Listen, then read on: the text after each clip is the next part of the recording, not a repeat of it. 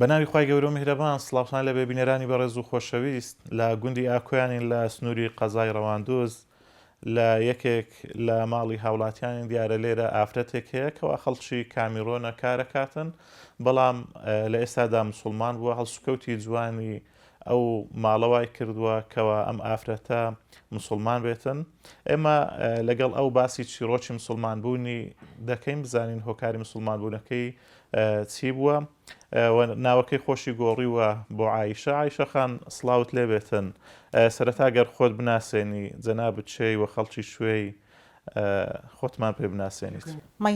ناوم فۆمی شوشی سولانجە لە ئەفریقاوە هاتووم خەڵکی وڵاتی کامیرۆنم. زۆر باشە چی وای لە تۆ کردکەوە بیتە ناو بازنەی ئیسلام و پیرۆزبایی هاتنە نێو بازنەی ئیسلامیش لێ یەکەین. هۆکار زۆر بوون کە پاڵنەر بوون بۆ ئەوەی ببن بە مسلمان. بەهێزترین هۆکاریان جیاوازی هەڵسوکەوتی خەڵکی مەسیحی بوو لەگەڵ مسلمانان. لە کاتێکدا زۆربەی خەڵکی وڵاتی من مەسیحیە و بە پێچەوانەوە هەڵسوکەوتی جوانی مسلمانان لێرە لەگەڵ مەسیحی. ئەوە بووە هۆکاری مسلمان بوونم. And I saw the way they behave is totally two different things from Christianity. So that really pushed me to take the decision to become an Islam.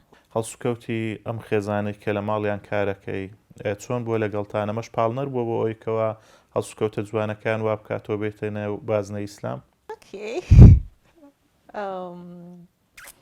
First, I want to thank the few people.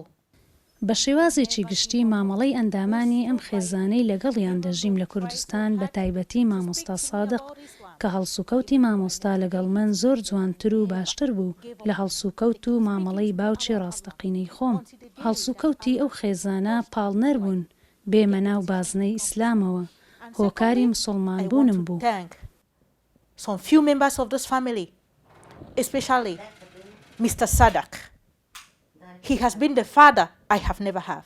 My father is still alive, but he has shown me the father figure in him. The way he treats me, my born father has never done that.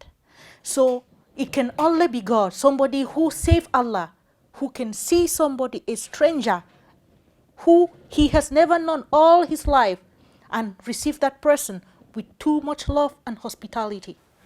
چۆن ئاشنای ئاینی پیرۆزی ئیسلام بوویت؟ Okay, I understand what you're trying to ask. کە دەربارەی ئیسلام خوێندمەوە بۆم دەرکەوت ئەوەی کە من بە دوایدا دەگەڕێم لە ئیسلامدا هەبوو یان کە بینی مسلمانان دینەکەی خۆیان پیادە دەکەن زۆر جیاواز بوو لە هەموو ئاینەکانی دیکە. ئەوەی ئیسلام باسی دەکات هەمووی ڕاستیە.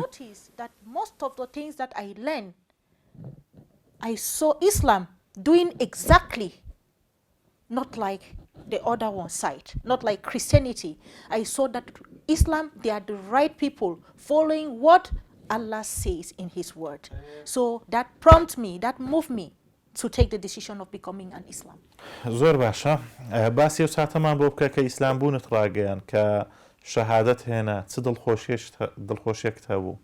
At the moment, I felt really complete. It was like there was a gap. پێش ئەوەی شایەتومان بێن و ببمە مسلمان بۆشایەکی گەورەی دەرونیم هەبوو کە بوومە مسلمان ئەو بۆشایە دەرونیم نەما. ئەو هەست و دڵخۆشیەی لە کاتی شایەتومان هێنانم بۆم دروست بوو لە هیچ ساتێکی ژیانما بۆم دروست نەبووە. هەستم پێ نەکردووە. چیت لەبارەی ئیسلامەوە پێوتراوە پێشتر ئیسلام لە لای تۆ چۆن بوو چۆن پێیان ناساند بووی کە لە دوورەوە نەتەزانی ئیسلام چۆنە؟ Based from where I come from, I heard differently about Islam. ئەوەی لە وڵاتی من لەسەر ئیسلام و مسلمانان دەوترێ زۆر جیاوازە لەوەی کە ئێستا تیایدا بۆم دەرکەوت ئەوەی وڵاتی خۆم هیچی ڕاست نییە کە لەسەر ئیسلام دەوترێ. سەرەتا خەڵکەکە تەنها پێیان دەوتم وەرە ناو ئیسلام بەڵام دوای ئەوەی خۆم بە دوای داچووم ئەوەی لە وڵاتی ئێمە لەسەر ئیسلام دەوترێ شتێکی ناڕاستە. So that is what impressed me, moved me to become an Islam because they are the real model. چ جیاوازیەکت دەبینی لەگەڵ پێش ئیسلام و دوای هاتنە ناو ئیسلامت جیاوازیەکەی چۆنە گەر بۆمان باس بکەیت. Okay. I don't really know. For the differences is really much because before joining جیاوازیەکی زۆر لە ژیانمان ڕوویداوە. پێش مسلمان بوون و دوای مسلمان بوونم. پێش مسلمان بوونم هەر شتێک ڕووبەڕووم ئەبووەوە بە عەقڵی خۆم چارەسەرم دەکرد. بەڵام پاش مسلمان بوونم ئیسلام فێری کردم بەپێی بنەماکانی قورئان و فەرموودەکان ڕووبەڕووی ئەو بابەتە ببمەوە کە دێنە پێشم. پێشتر زۆر تووڕە دەبووم. ئێستا زۆر هێمن و لەسەر خۆم. But I never knew this thing that you have to let go and ignore certain things. But since I became Islam, it has helped me a lot because there are things that maybe I try to like control now on my own, especially anger issues. You understand? If I'm on the right, you paint me wrong, I become angry. But at least it has helped me because my anger issues, you read in Quran, if like I follow things on YouTube, how to like deal with certain things as an Islam, how to deal with your anger, how to control your spiritual life, how to make it grow. It has really helped me. هەڵسوکەوتی خەڵکی مسلمان لێرانە چۆنە بینی؟ جیاوازە لەگەڵ وڵاتی خۆت کە مسلمان نین لەوێ؟ Okay, the differences between Christianity, where I come from, and Islam. Okay, first, the people here, خەڵکی مسلمان یەکتریان خۆش دەوێ و خەمی یەکتریانە بەدەم یەکەوە دەچن. بەڵام لە وڵاتەکەی خۆم کە مەسیحین ئەو شتانە بەدی ناکرێن. هەر کەس خەمی بەرژەوەندی خۆیەتی. ئەوەی زۆر سەرنجی ڕاکێشام لێرە لە ناو خەڵکی مسلمان گەرموگوڕی و توندوتۆڵی پەیوەندیە کۆمەڵایەتیەکانە. look but at people, you easily backslide, you easily fall. So the only thing when I took this decision, though sometimes it is not easy. It's not easy because we live in a world full of evil that you see some certain things like maybe it's not easy to like just, but by the grace of Allah, when I took this decision, I said I'm not looking on human being. Allah, my focus is on you. So at least. هەوڵت داوە لە خێزانەکەت کەس مسلمان بێتن تا ئێستا کەسان مسلمان بووە و خێزانەکەتان چەند کەسن؟ My family, I have a very large family. My family is really large. The paternal, the maternal side. دوای مسلمان بوونم یەکێک لەو کەسانەی زۆر هەوڵم لەگەڵی داوە مسلمان بێت و قسەم لەگەڵی دەکرد هاوسەرەکەم بوو کە سوپاس بۆ خوا ئەویش مسلمان بوو. من لە خێزانێکی زۆر گەورم. خێزانەکەشم پەیوەندیەکی بەهێزی دینیان هەیە کە کریستیانن. In the whole family, only one family is Muslim. My cousin, because she got married to a Muslim man and all the kids are Muslim. So the person that I like tried, that I know that at least by that Allah really helped me by his grace is my husband. Because at least today I can say by the grace of Allah he's a Muslim. زۆر باشە. دوای ئەوەی کە خۆت مسلمان بوونی خۆت ڕاگەیاند و هاتیە نێو بازنەی ئیسلامەوە، ئەگەر بگەڕێیتەوە وڵاتی خۆت کارەکەیت بۆی خەڵکانی تریش بەم شێوەیە مسلمان ببن و ڕێگای سەرفرازی بدۆزنەوە، ڕێگای چوونە بەهەشت هەم لە دنیا سەرفراز بی و هەم لە قیامەتیش. Yeah, that is my main purpose. یەکێک لە ئارەزوەکانم ئەوەیە کە گەڕامەوە وڵاتەکەی خۆم بە کەسە نزیکەکانم هاوڕێکانم ڕابگەێنم. ئاینی پیرۆزی ئیسلام ڕاستترین ئاینە لە جیهاندا.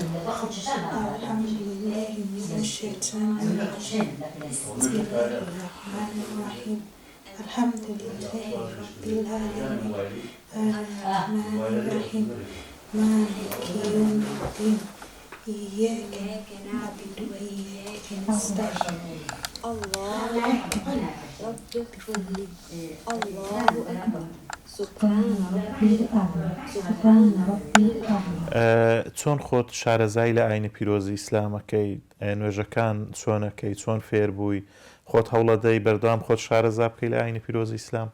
Okay. All right. First, YouTube. I learned how in Islam is supposed to like prepare for prayers.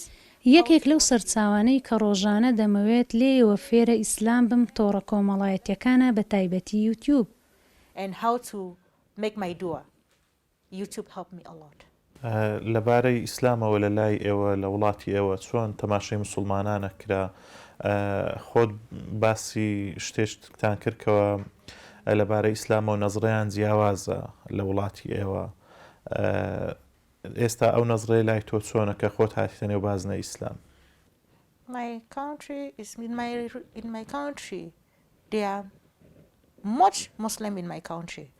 But you as a Christian becoming a Muslim, لە وڵاتی ئێمە ڕێژەیەکی کەم لە خەڵکی مسلمان هەن، خەڵکەکەش بە شێوەیەکی ئاسایی تەماشایان دەکەن، بەڵام ئەگەر مەسیحێک ببێتە مسلمان ئەوا دەکەوێتە بەرتوانج و ڕەخنە و چەندەها لەمپەر و بربەست. easy. It's not easy. قسەی ئەوان دەربارەی پێغەمبەر صلی الله علیه وسلم چی بوو، دەربارەی چوونی مسلمانان بۆ حەج و عومرە چ بوو، هەندێک قسەی جیاوازت باس کرد گەرەوانەمان بۆ باس بکەیت. Okay.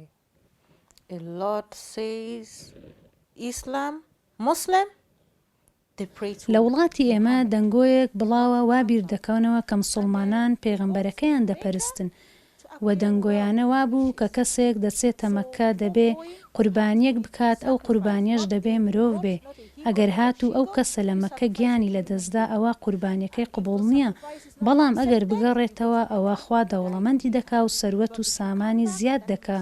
ئەوە تێڕوانینی خەڵکی مەسیحی بوو لە وڵاتی ئێمە لە کامیڕۆن. ئەو تێڕوانینە ئێستا چۆنە لەلات کە خۆت هاتیە نێو ئیسلام، ئەو شتانێک کە لە ڕابردوو بۆت باس کرابەوە ئێستا ڕاستیەکەی ئەزانی، تێڕوانینەکەت چۆنە؟ And really, when I came here, though nobody told me the differences. بەگشتی ئەو شتانەی خەڵک لە وڵاتی ئێمە باسی دەکرد دەربارەی قورئان و ئیسلام و پێغەمبەر بیستومە و فێر کراوم تەواو جیاوازە و پێچەوانەکەیم بینیوە و ڕاستیەکە لێرەیە نەک لە وڵاتەکەی That I خۆم. want to be like these people. پورە زولێخاش خاوەنی ئەو ماڵەیە کە عایشەخانی تێدا مسلمان بووە. بزانین پورە زولێخا چەندە دڵخۆشە کە عایشەخان لە ماڵی ئێوە مسلمان بووە، ئێوە چەندە هاوکاری بوون بۆ ئێوە مسلمان بێ؟ والله هاوکاری بووین، هەمووی هاوکار بووین، ینی بە منداڵ و بە هەمووی هاوکار بوون، هەموون پێن ئەگۆ ئیو هێ و ئەو هێ و خوای ڕەحم کرد خدا هیدایەتی دا ئیسلام بوو. تا چەندە دڵخۆشی خۆت و خێزانەکەت و خەڵکی گوند؟ زۆر زۆر پێدرخۆشین، بە هەم عایلم پێدرخۆشم، هەموو یانی هەموو ئینە دەرەوە سەکەی لەمارم، ئینە دەرەوەشم هەموو پێدرخۆشم وەڵڵاهی چونکە ئەو ئیسلام بووە. خەڵک لێرە دێ سەردانیەکە پیرۆزبایی لێیەکە؟ ئەرێ وەڵڵا کەس نەمایانم هێتەکنی، ینی لە هەموو جێش هەر لە برێم لە چێ دەران هاتین، لە هەموو جێش هاتینە. ئەرێ وەڵڵا هەموو هاتینە سەردانیان کردە و بەرکو هاوکاریان بڕە کردە. ئامۆژگاری چییە بۆ ئەو خەڵکانەی کە ئافرەت لەلایەن کارەکەن لە ماڵیان کارەکەن، هەڵسوکەوتیان لەگەڵ چۆن بن بۆ بەو شێوەیە مسلمان بن؟ وەڵڵاهی هەر کەوتیان باش بن دەگا، بە زۆری دەگەریان برێن لە دینی، بە زۆری دەگەریان برێن دەگەریان هاوڵیان دەگە بکەن و ئەمە هەموو نەوەیان دەگەرە کردو، یعنی هەتا ئینە خزمەیەمیش دەگەرە بوو، ئەو هەبکە و ئەو هەبکە و هەتا خوا ڕەحمی کرد خدا هیدایەتی دا، لە ڕەحمی ئەو خوای بەزیادی بێ خدا هیدایەتی دا. ناوەکەشت گۆڕیە، ناوت کردیتە چ؟ ناوم کرد عایشە گوست، هەتا ئێستا شی هەم گۆشیشی هەلە بەرە هاتەکنم، هەر هاتەکنم ئەم گۆعوز. وەڵڵاهی بەو خوای برادەرەکەم هەبوو پێم وەوێت و ناوم لێ عایشە لە هەنجی هەر هاتەکنم بۆ عایش. ئێستا لە ڕەحمی خوای بەزیادی بۆ عایشە گوت، خوا هیدایەتی دا و خوا ئەغر و باداشتی هەمان داتەوە، خوا خدا ڕحمێن پێ بکە، خوا ئەمەش بەشداربی لەو خێرەی چونکە لە عایلێمە ئیسلام بوو. مامۆستا عەبدوڵڵا جەناوت وەکو مامۆستای گوندی ئاکۆیان تا چەندە دڵخۆش بوون کە ئەم خوشکەمان خوشکە عایشە ئیسلام بوونی خۆی ڕاگەیاند و ئامۆژگاری چییە بۆ گشتی بۆ مسلمانان کە ئەم زۆرە ئافرەتانە بین لە هەرێمی کوردستان بە ڕێژێکی بەرچاو کارەکەن، چی بکەن بۆ ئەوەی بێنە نێو ئاینی پیرۆزی ئیسلام؟ واللهی ئەمە ئەلحەمدوللا بەخۆم و خەڵکی گوندی هەموویان دڵخۆشیان دەربڕیە بەرامبەر ئەو ئافرەتەی، هەموویان دڵخۆشن و دڵخۆشیان دەربڕیە. بەڕاستی هەر کەسێک کە باسمانەیە کردیا گوتیان ئەو ئافرەتە مسلمان بووە، ئەلحەمدوللا هەموو خەڵکی گوندی دڵیان بۆی خۆش بووە، حتا وەکو خەڵکی گوندیش هاوکاریشان بۆ ئەو کردی لەبەر ئەو خۆشەی. و هەروەها بەڕاستی داواکارم لەوانەی کە ئەو جۆرە ئافرەتانەی کە وەکو خزمەتکار لە ماڵیاندا هەیە وەکو ئامۆژگارێکی برایانە هەوڵدن ئەخلاق و خڕۆشیان جوان بێ لەگەڵ ئافرەتانە، وەکو کسی ماڵ تەماشایان بکەن.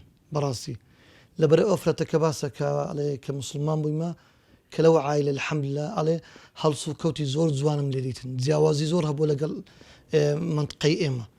جا بەڕاستی زۆر گرنگە، زۆر مهمە ئەوانەی ئەو خزمەتکاران هەیە ئەخلاقیان جوان بێ خۆشیان جوان بێ تایبەتی پێغەمبەر صلی الله علیه و سلم زۆر تاکیدی لەوە کردووە لەگەڵ کرێکارەکان باش بووین حەقیان بدەین حەقیان بدەنێ مافیان بدەنێ و وەکو ئەوەی خۆیان لە ماڵی خۆیان تەماشایان بکەن و هەوڵدەن باسی ئیسلامەتیشان لە بکەن زۆر گرنگە هەر لەفزەکی جوان ئیسلام ئەگەر ئەتۆ ئەخلاق جوان بوو بەرامبەرەوەن ئەوتە ئیسلامەکە شتێ قبوولەکە بەڕاستی ئەمە زۆر بەمان کەم تەرخەمین ئەخلاق جوانی هۆکارە بۆ ئەوەی سەرنجی بەرامبەرت ڕابچێشم زۆر هۆکارە تەماشای وڵاتە مالیزیا و ئەندەنوسیا بکە لە سەردەمی خۆی ئایا چ بەم خۆشی ئەخلاق جوانەکان تازیرەکان بووینە کە ئەخلاقیان جوان بوونە چین ئەو وڵاتەی خوای گەورە هیدایەتی داینە ئەخلاق جوانی زۆر گرنگە زۆر مهمە جا بەڕاستی ئەمە موسڵمان دەبی ئەخلاقمان جوان بەرامبەر ئەو کرێکارانە ئەوانە دەستکورتن فەقیرن معنای بێدەسەڵاتیشن کە تۆ هاوکارێکیانەکەی ئەوانش دڵیان خۆشەبی